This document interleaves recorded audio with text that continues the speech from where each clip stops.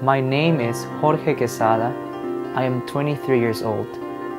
When I came to Queens from Ecuador in 2008, my English was poor. I was lost with no friends and looking for a connection. Then I came across the Performing Arts Conservatory of New York, where I learned piano and I learned to sing. 5 years later, because of that education, I am a lead tenor in operas, performing on the same stage that Pavarotti once graced.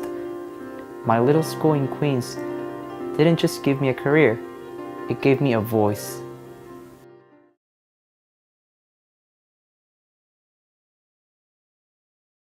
Unfortunately, it was really hard to adapt to a new environment. It was a cultural shock, not only for myself as a little child, but for my parents.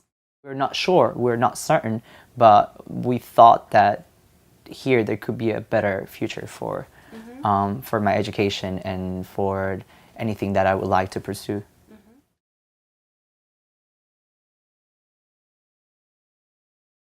I felt that I belonged somewhere after having found this place. I felt that I had a place where I could come and feel connected to other people that liked or felt the same way I felt about music. I felt that there was a place where I could come and just say whatever I felt through playing any instrument or singing.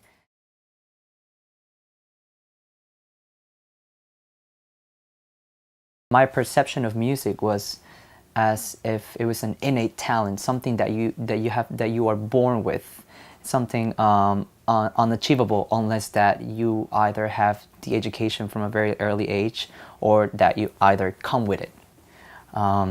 So I never thought that I could achieve it or I could try to pursue it later on during my high school years. I thought that it was probably some very far away goal, some desire that cannot be achieved.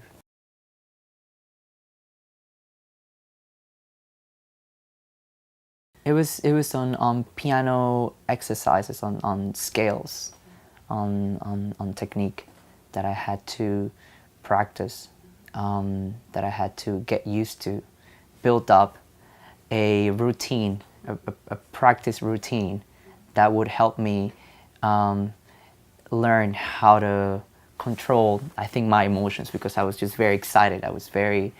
I thought that, oh, finally, I'm doing something that I always thought that it would be so difficult to do, or something that I probably won't think that I can't do. I was happy to be at the city. I could look around such a big city and learn about so many different things that I've never been exposed to. And that's from where this passion for music, I think, suddenly started to bloom.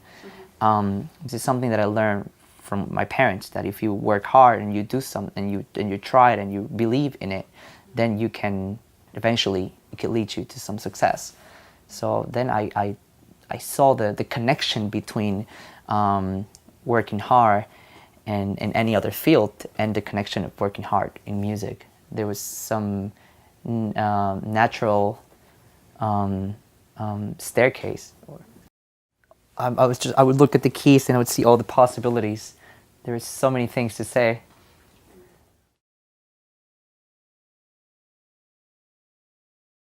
But I remember she being very, very patient, very kind, very generous, and she would speak to me very slowly.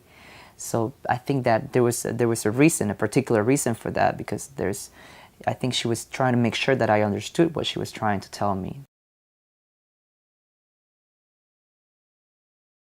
I think Teresa, she was always very flexible with me. I think she saw that I was very interested in music, and she was always very kind to open the doors of the school to me. She told me I could come here.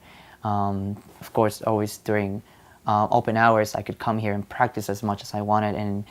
And even though if there wasn't any piano available, she told me I could just be around and listen.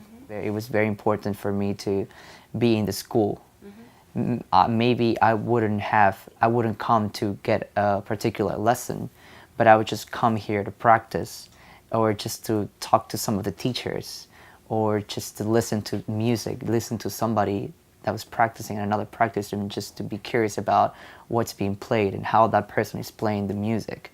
I think that was very important for me, to get the exposure of being there for many hours. I think this place is a sanctuary, and I call it a sanctuary because I come here to take refuge when I feel distressed, or if anything happens that can be damaging to me. I come here and I study, and I stay here for hours and hours, and I just think about music. And if I look around my surroundings, it's like it's music alive. So I think it was that persistence, that feeling of, oh, finally I can use the piano. I think that also gave me some kind of encouragement and excitement. Oh, it's finally a room is available. I can play some music, and having the availability. This was a very important source of energy, source of inspiration. I needed it. Every 2 times a year, the school allows students to present the works on a regular basis 2 times a year. Sometimes it could be there could be 3 to 4 concerts. But I remember being there, and I tried my best to be present on every concert, because I saw those as a platform to show, to display all that I've learned. I thought those were very important moments of my training. I can sing in English, I can sing in Italian, I can sing in French, and I can sing in German. And I've also had the opportunity to sing in Russian.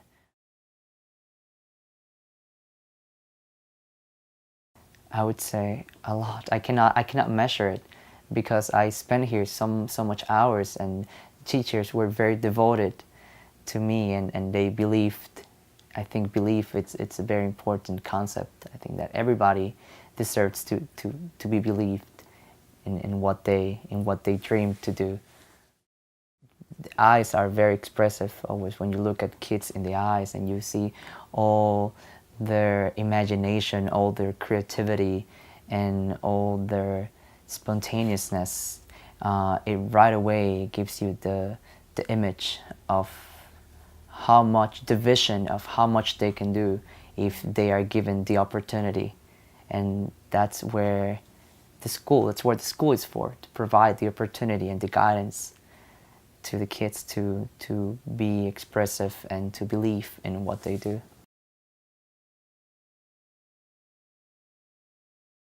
This school is very important to the community because it provides a platform for kids who dream, just like me, to have an opportunity to express themselves through art, what they want to say, what they feel.